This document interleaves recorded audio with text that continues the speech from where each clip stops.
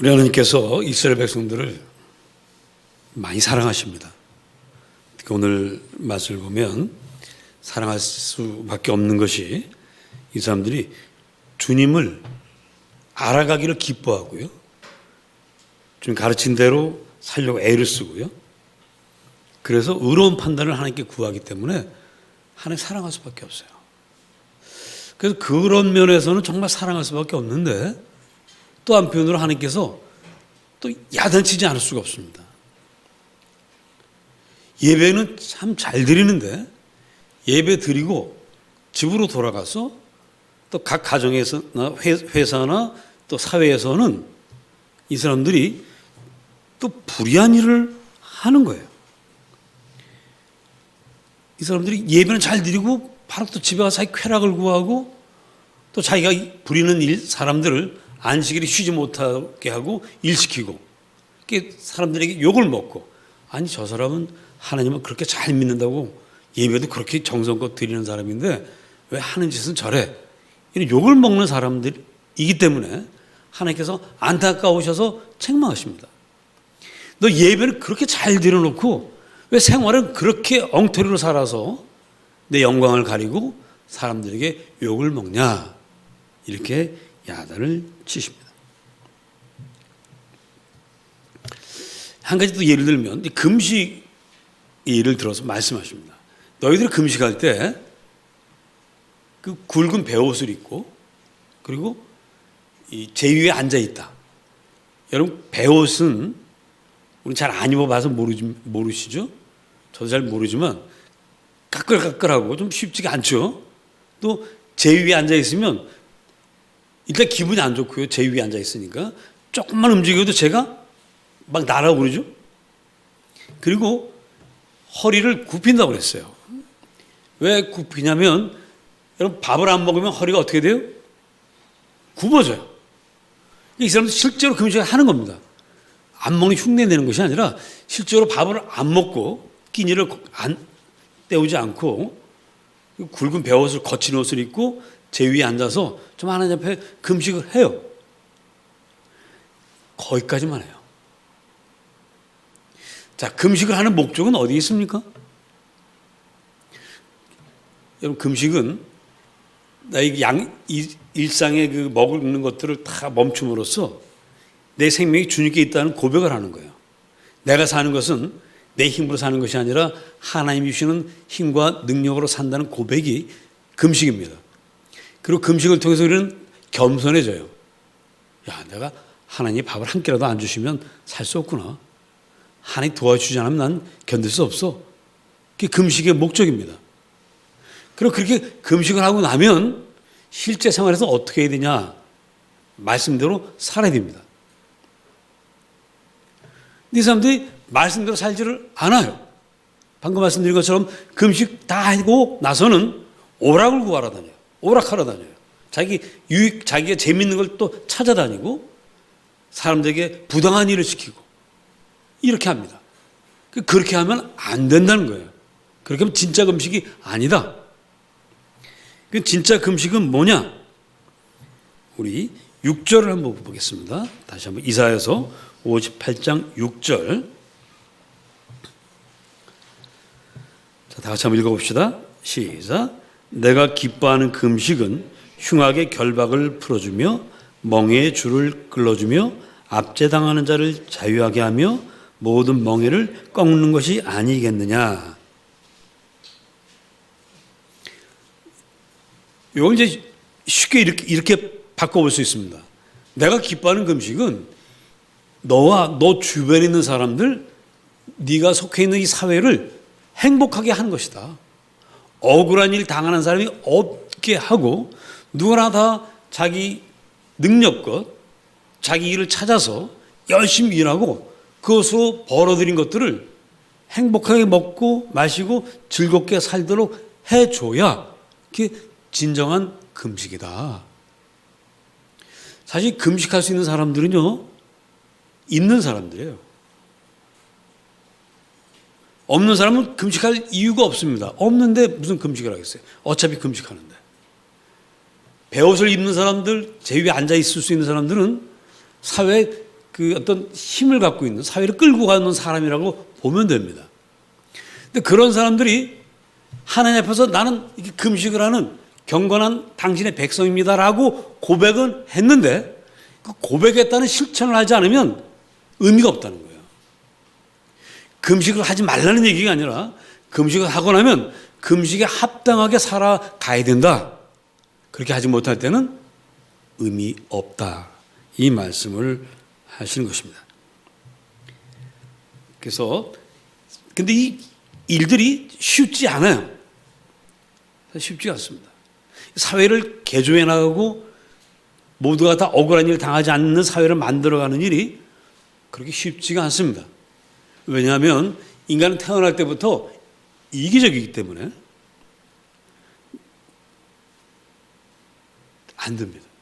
나 편하면 내가 어렵고 힘들 때는 내가 이 억울한 일을 당했으니 앞으로는 이걸 고쳐나갈 거야. 이렇게 결심을 해보지만 막상 자기가 많이 갖고 넉넉해지면 그 생각이 괜히 약해져요. 그리고 에이, 세상에 다 그렇고 그런 거지. 그리고 한두 번 시도를 합니다. 근데 벽에 부딪혀요. 실패합니다. 주변에서 욕 먹어요. 에이, 그래 세상에 다 그렇고 그런 거야. 하고는 포기하고 맙니다. 거기에 대해서 하나님께서 그러면 안 된다. 너희들이 일을 해내야 된다라고 말씀을 하세요. 우리로서는 정말 어려운 일인데 자기 설교를 주면서 생각해 봤습니다. 만약 이 일을 하나님이 하시면 어떨까? 하나님이 직접 흉악의 결박을 풀어주고 이 억압받는 일을 다 없애주고 모든 멍에를 꺾는 일을 하나님이 직접 하시면 어떨까? 어떨까요? 하나님이 하시면 너무 쉽겠죠? 뭐 단번에 다 하실 수 있습니다.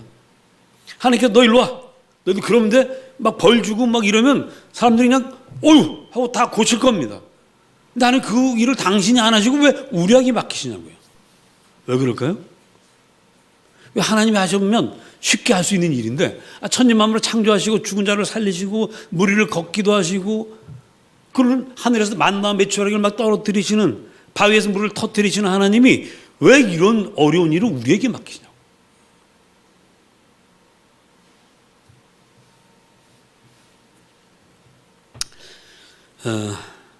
저도 잘 모르겠어요. 물론 이걸 이렇게 저렇게 설명하는 분들이 있습니다. 신학적으로 설명을 할 수 있습니다. 그렇지만 어떻게 설명해도 잘 이해가 잘 안 돼요. 자, 그래서 저는 우리 속담에 그런 말이 있습니다. 열길 물속은 알아도 뭘 모른다고요? 한길 사람 속을 모른다고 그랬어요. 아니 우리가 사람 속도 모르는데 하나님 속을 어떻게 알겠습니까? 하나님 기쁜 뜻을 우리가 어떻게 알겠어요? 몰라요.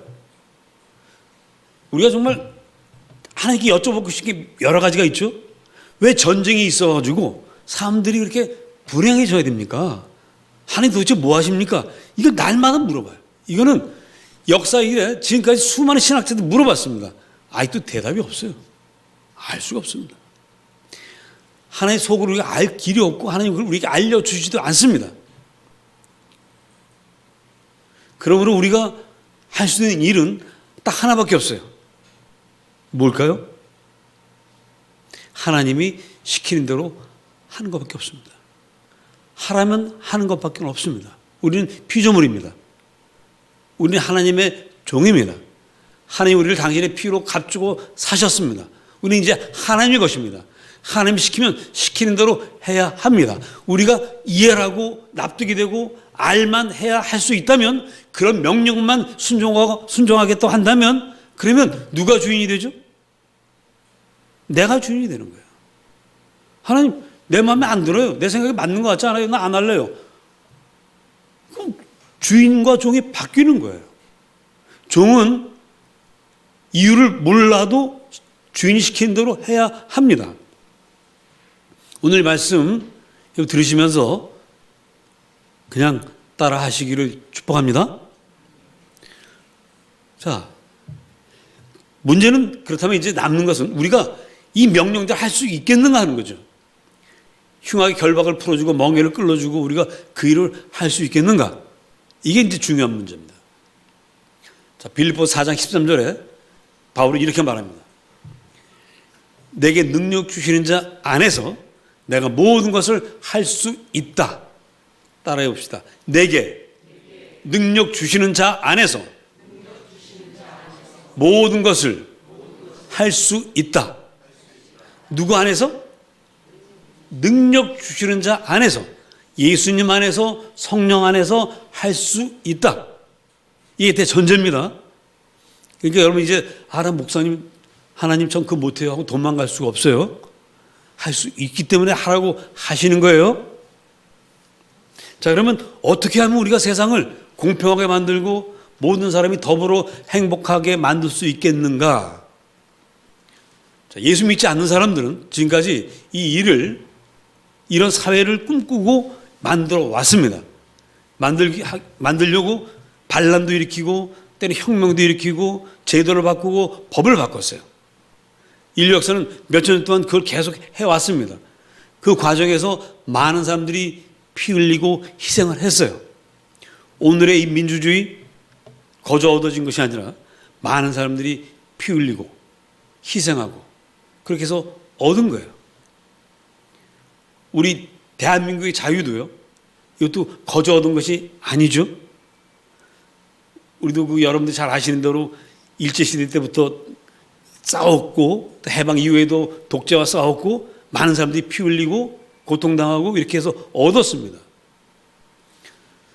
자, 그런데 그렇게 해서 우리 사회가 정말 모두가 골고루 평등하고 골고루 자기 능력에 따라서 일하고 모두가 더불어 행복한, 그래서 억울한 일이 없는 그런 세상이 되었습니까?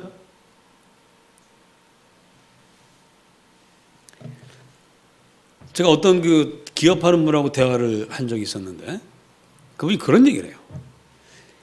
회사의 가장 큰 어려움은 직원들과 회사와의 싸움이 아니라는 거예요. 그것도 뭐 어려울 때도 있지만 그보다는 회사 직원들 사이의 갈등. 10명이 같이 일을 하면 그중에 꼭 한두 명이 아주 그런 사람이 있어요. 그죠? 여러분 그런 사람 어떤 사람이 아시죠? 그런 사람이 있다는 거예요. 그런 사람을 내보내고 싶은데 내보낼 수가 없다는 거예요. 지금 우리나라 법이. 내보내면 바로 그 사람이 어딜 찾아가요? 노동청을 찾아가기 때문에 어렵다는 거예요. 그래서 그분이 그런 얘기를 해요. 우리가 지금 독일이나 스웨덴 이 노동시장의 그것을 이제 본받아서 그렇게 하고 있는데 그쪽 사회는 시민의식이 상당히 높은 수준에 있어가지고요. 10명 있으면 그 중에 서로 책임을 다 하려고 하기 때문에 그런 사람이 별로 없대요. 그게 문제가 안 되고 고용을 보장해도 좋다는 거예요. 근데 우리는 아직 그렇지 않은 사람들이 아직도 많아서 어렵다는 거죠. 그래서 오히려 그분 얘기가 해고를 자유롭게 하고 그다음에 해고된 분들이 다음 직장을 얻을 때까지 세금 많이 걷어서 그 생활비를 보존해 주자는 거예요. 그리고 새로 일자리를 젊은 사람들도 찾아서 해고와 고용이 자유롭게 되는 미국처럼 그런 나라가 됐으면 좋겠다. 근데 미국이라는 나라는 또 어떻습니까? 너무 그것도 자유롭게 하니까 또 어려움이 있을 거예요. 이거 완벽한 제도라는 게 없더라고요. 그리고 아무리 그 이상적인 북유럽, 덴마크니 뭐 스웨덴 이런 나라들 이상적인 나라라고 하는데 거기에는 경찰, 검찰, 법원 없죠? 없어요, 있어요? 전 없는 줄 알았어요. 가보니까 있더라고요, 거기도. 그러니까 법과 제도는 사람을 바꾸지 못합니다. 결국 사람이 행복해지려면 누가 바뀌어야 돼요? 사람이 바뀌어야 됩니다. 아무리 훌륭한 제도 속에 있어도 우리가 지금 얼마나 좋은 제도를 갖고 있습니다. 사람이 안 바뀌니까 힘든 거예요. 그래서 회사의 그 경영이 나아지기가 어렵다는 거예요. 그 회사 갈등 때문에. 그래서 그러다 보면 좋은 사람이 끝까지 버팁니까? 나쁜 사람이 끝까지 버팁니까? 좋은 사람이 중간에 그만두고 나가버린다는 거예요. 그래서 아주 이 경영하는 입장에서는 너무 힘들대. 그런 것들이. 사람이 바뀌어야 됩니다. 아직도 세상은 법과 제도와 정치, 혁명 이런 걸로는 사람의 마음을 바꾸질 못했어요. 이기적인 마음 바꾸지 못했습니다. 그리고 사람들이 막 혁명을 부르짖다가도 자리가 뒤바뀌면 자기도 모르면서 이기적인 자리에 가 있는 경우들도 많이 있습니다. 그래서 사람의 마음이 바뀌어야 됩니다. 그래서 우리 주님이 설교하실 때 제일 첫 번째 설교, 산상수훈인데 산상수훈의 첫 번째 설교의 첫 번째 말씀이 무엇이었습니까? 우리 지난주에 했죠? 뭐가 가난해야 돼요? 심령이 가난한 자는, 마음이 가난한 자는 복이 있나니 천국이 저희 것임이라. 마음이 가난한 것에서 시작합니다. 마음이 가난해져야 돼요. 사람의 마음이 온갖 걸로 가득 차서 그냥 가득하면 그걸 부자라고, 마음의 부자가 되는 건데, 다른 뜻이죠. 마음의 부자라는 뜻은. 뭐가 이것저것 가득하면 천국을 소유할 수 없어요. 왜? 더 많이 가져야 되고, 더 권력을 가져야 되고, 더 유명해져야 되니까.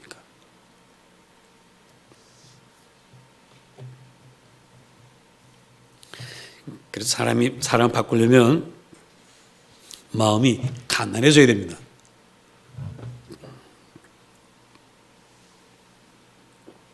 저 여러분은 마음이 가난하죠? 여러분 지금 다 가난하시죠? 아니, 원리적으로는 그렇죠? 왜냐하면 우린 회개했고요, 예수 주로 고백했고요, 주님 당신 없으면 못 삽니다 라고 고백은 하죠. 우리 입술은 그렇게 합니다. 법적으로 우리가 그렇습니다. 현실은 아직 그렇지 못하죠. 신앙생활에는 뭐냐? 바로 그 현실과 우리 이론이 일치되는 그 길을 향해서 가는 거예요. 마음이 가난해졌다고 우리 믿어요. 근데 돌아보면 또 이것저것 다 또 들어와 있어요. 그걸 또 비워내는 거예요. 그걸 계속 반복해 가시는 것입니다. 여러분들 처음 예수 믿고 구원받고 세례받을 때는 정말 마음이 가난해요. 오직 주님으로만 기뻐하고 주님만 있으면 전 감사하며 살겠습니다라고 고백을 합니다. 근데 시간이 또 지나면 또 가득 차요. 제가 좀 지난번 설 지나면서 왠지 갑작스럽게 마음에 새로운 마음이 들어가지고 제 방을 좀 정리를 좀 많이 했습니다. 책거리도 정리하고 살림살이도 정리하고 버릴 건 다 버리고 정말 깨끗해졌어요. 여러분 다 집에 한번 초대하고 싶을 정도로 깨끗해졌어요. 그리고 한 보름 지났습니다. 지금 제 책상이 어떻게 됐을까요? 뭔가 약간 쳐들어오기 시작합니다. 지금 아마 몇 달 지나면 또 옛날하고 비슷해졌을지 모르겠어요. 학창시절 생각해 보세요. 서랍정리 가끔들 했죠? 서랍정리 하고 나면 얼마나 기분이 좋습니까? 특히 언제 합니까? 12월 31일 날 서랍정리 해놓고 1월 1일을 맞이했던 그런 젊은 시절의 추억들이 있을 거예요. 몇 달 지나면 그 서랍이 어떻게 되어 있습니까? 다시 또 낡은 추억들로 가득 또 차게 됩니다. 여러분, 신앙이란 뭐냐? 매주 예배 드리는 건 뭐냐? 우리 마음 가난한 심령에 들어온 것들 또 털어내고 또 털어내고 또 버리고 이거를 반복하는 것입니다. 그러다 보면 점점 좀 깨끗해지긴 해요. 자, 그래서 이제 우리가 해야 될 일이 있습니다. 맨날 뭐 쌓이면 버리는 이것 가지고는 안 됩니다. 적극적으로 해야 될 일이 있습니다. 오늘 우리 마태복음에 주님께서 우리에게 말씀하셨죠. 너희는 세상의 소금이라. 너희는 세상의 빛이라고 하셨어요. 자, 소금은 할 일이 뭡니까? 뿌려져서 녹는 거죠. 소금이 안 녹으면 음식의 맛을 낼 수가 없어요. 소금 맛을 안 내고 소금채로 있으면 나중에는 어떻게 돼요? 버리게 됩니다. 소금 자루를 사다 놓고 김장하고 나면 소금이 남죠. 그 자루채에 놔두면 한 1년 후에 보면 그 소금이 어떻게 돼 있어요? 밑으로 물이 다 빠져나가고 소금은 아주 딱딱하게 굳어 있죠. 그 계속 그렇게 되면 나중에 버려야 됩니다. 그러기 전에 소금은 맛을 내야 돼요. 자, 여러분은 소금이 돼야 되겠습니까? 소금으로서 녹아져야 되겠습니까? 소금이 되려고 할 필요가 있어요, 없어요? 없습니다. 왜? 너희는 소금이라고 했어요. 여러분들이 이제 이미 소금이에요. 할 일은 뭐냐? 녹아지는 것만 하면 됩니다. 여러분은 빛이 되려고 할 필요가 없습니다. 여러분 자체가 빛이에요. 사실 저는 이 불을 다 끄고 싶어요. 왜? 이거 다 꺼도 너무 밝기 때문에. 왜 안 웃지? 웃어요. 여러분이 빛이기 때문에 다 꺼도 화납니다. 우리 다 빛이에요. 여러분들이 세상에 가면 어디나 밝아져요. 직장 동료들이 모여서 우울한데 여러분 딱 나타나면 그 분위기가 또 갑자기 좋아져요. 행복해져요. 그런 분들 되시기를 축복합니다. 그래서 어딜 가더라도 여러분들 꼭 끌고 가고 싶어하는, 아유 같이 가야지, 당신이 없으면 어떡해. 빛이기 때문에 그렇습니다. 자, 그러면 과연 내가 빛과 소금은 소금인데 정말 주님께서 말씀하신 대로 억압의 멍에를 끌어주고 뭐 이런 걸 전부 다 할 수 있을까? 자, 7절을 보겠습니다. 우리 이사야서 58장 7절에 좀 더 그 구체적으로 어떻게 해야 되는 건지, 흉악의 결박을 끌어주고 멍에를 벗겨주는 게 뭔지를 얘기하십니다. 7절 시작.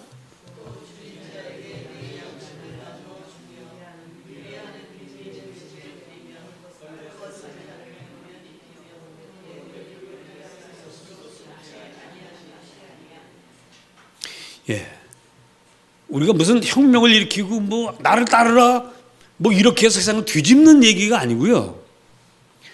또 우리가 무슨 큰 집을 져서 가난한 사람들 다 모아드리고 뭐 이렇게 하라는 얘기도 아니고, 뭐 그렇게 할 수 있는 분은 하면 좋습니다. 그러나 우리가 평범한 사람으로서 할 수 있는 그 일을 하라는 거예요. 그게 뭐냐? 내 양식을, 없는 양식을 만들려는 것이 아니라 가지고 있는 양식을 좀 나눠주라는 거예요. 그 나그네가 잘 것이 없으면 너희 집에 들여서 하룻밤 재워주라는 것입니다. 헐벗은 사람이 있으면 내 옷을 벗어서 주라는 거예요. 그리고 골육, 친척이 어려움을 당할 때 도망다니지 말고 만나서 도와주라는 것입니다. 능력이 없으면 못하죠. 여러분, 능력 없으면 친척들이 찾아오지도 않아요. 능력이 있으니까 찾아와서 좀 도와달라고 하는 건데, 그럴 때 숨지 말라는 거예요. 그것만 하면 된다. 여러분, 그렇게 하실 수 있겠습니까?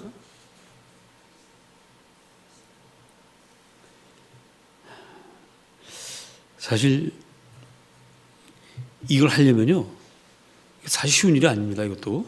그리고 이거 아니더라도 주님은 마태복음에서 여기다 하나 더 붙이십니다. 뭐라고 붙이시냐면, 너희가 목마른 사람 한 사람에게, 어린 소자에게 물 한 잔만 주어도 큰 상을 받을 것이다 라고 하십니다.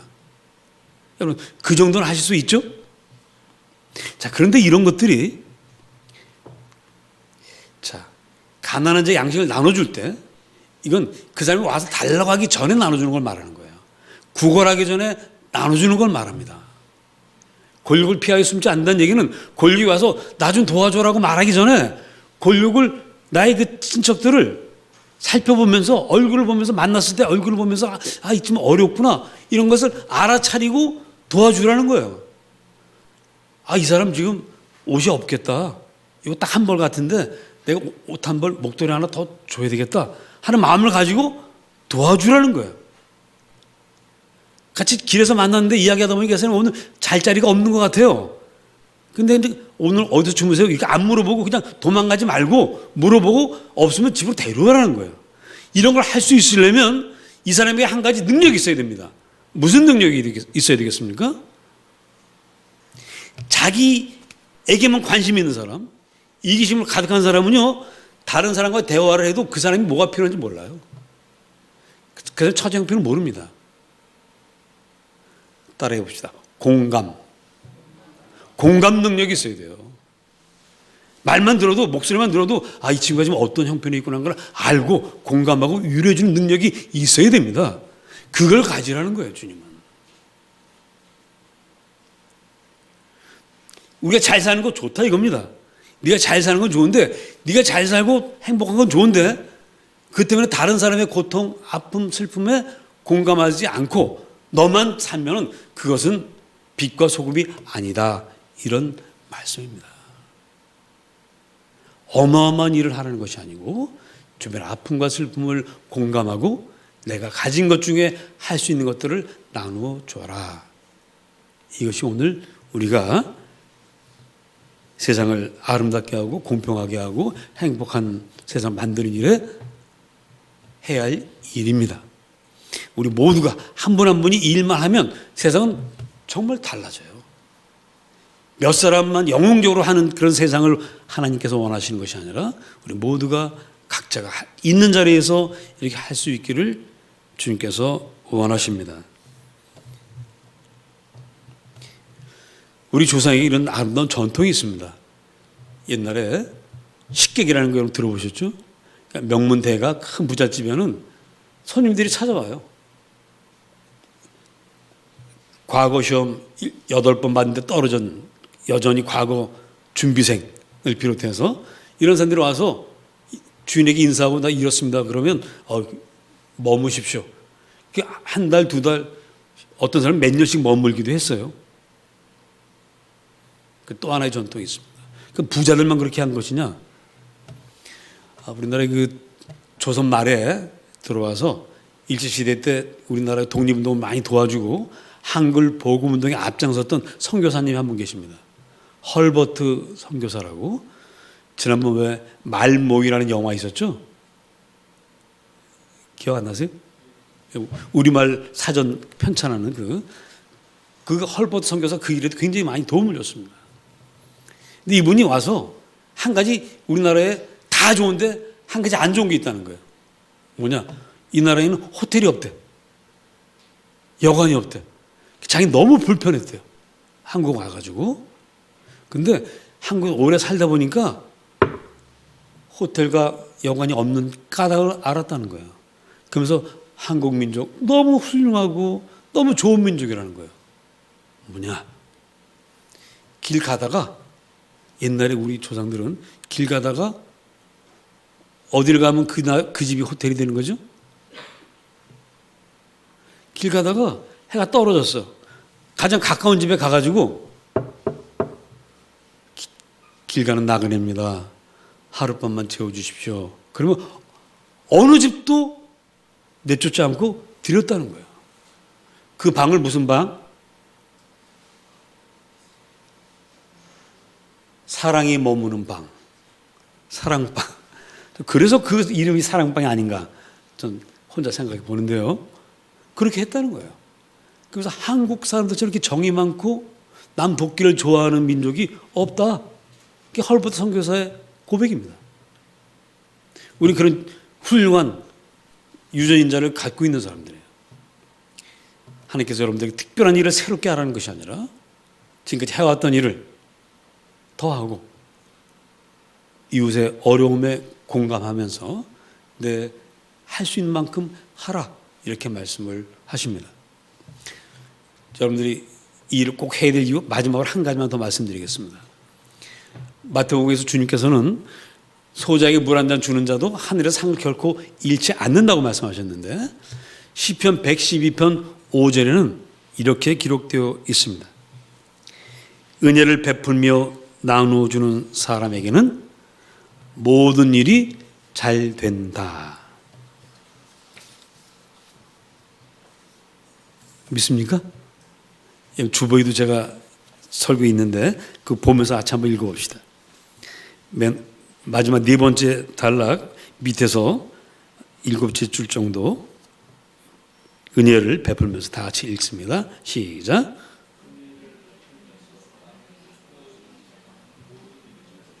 다시 한번 크게 시작.